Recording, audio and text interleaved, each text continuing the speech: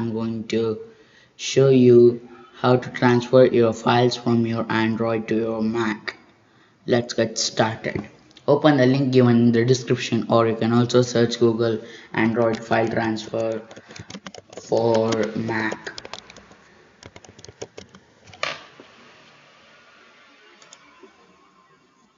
Click on download now button here.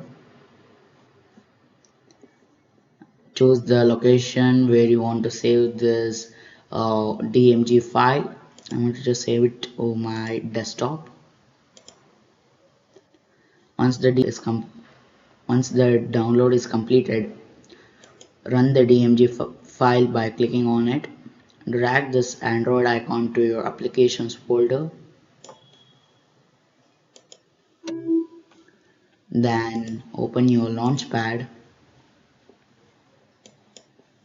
Here you can see Android file transfer. Click on open. For the first time when you open the app, you will get that pop-up that this app is being downloaded from the internet, whether you want to open it or not, for the security purpose. Then you should connect your Android device. You can use it normally how you will use it in Windows PCs. After adding this icon to your applications folder, open your Finder and then eject this Android file installer.